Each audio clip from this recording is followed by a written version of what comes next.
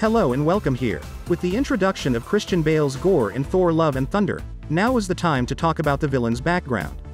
Gorr was an extraterrestrial from an unknown desert planet who had a difficult existence. His mother dies defending him from wild creatures, and he loses significantly more as he gets older. He and his people beg the gods for aid, even offering sacrifices to placate them and rescue their world. Gorr's wife, like his mother before him, constantly telling him that the gods would always protect them. Gorr eventually loses his wife, children, and everything else he cares about. He comes to the conclusion that gods do not exist. His lack of faith was considered blasphemy, and he was exiled from his tribe as a result. So what gives Gorr the God Butcher his powers? He discovers a struggle between two gods after being exiled. Knull, the deity of symbiotes, is one of them.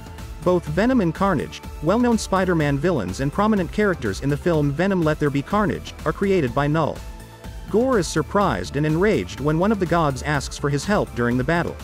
Even when they disregard his people's pleas and sacrifices, a deity dares to beg a human for assistance. Gorr had been impotent up to this moment, a mortal unable to intervene in a god versus god combat. The first symbiote, known as All Black the Necrosword, combines onto Gorr while Knull is comatose. Gorr is drawn to retribution by his newly discovered power and the evidence that the gods exist. Why, if gods exist, did they not respond to his prayer? They're a conceited and self-centered bunch, exactly like Thor when he first appears.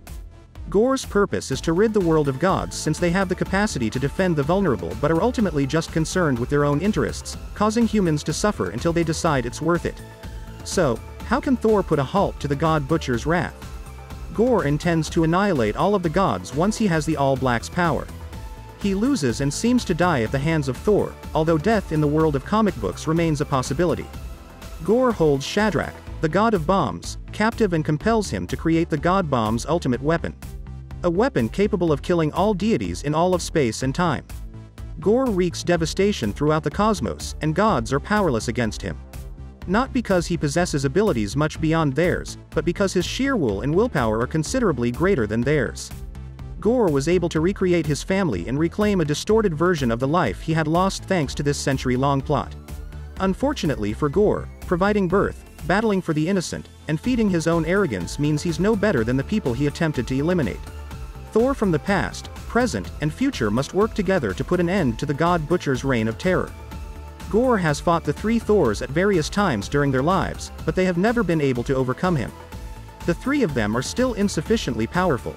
To eventually put an end to the God Killer's rampage and halt the God Bomb, modern Thor must use two Mjolnirs and acquire ownership of the Necrosword. Talking about his role in Love and Thunder, Gorr the Butcher's narrative covers thousands of years throughout Thor's existence. Gorr fights many forms of Thor across history in this comic book narrative that also includes time travel. The film will most likely modify this, with Gorr fighting Valkyrie, Mighty Thor, and Thor Odinson instead. Christian Bale will be able to personalize this role in the same manner that Michael B. Jordan's in Black Panther and Josh Brolin in Infinity War did with Killmonger and Thanos. Because Marvel doesn't control the cinematic rights to Venom and the symbiotes, the All Black will very certainly have a new name and origin, if it's ever mentioned. The film, like other MCU ventures, will take influence from comic books and create something entirely unique. A classic example is Captain America: Civil War and its comic book equivalent. Both have identical concepts regarding the Superhuman Registration Act, but the way they carry it out is vastly different.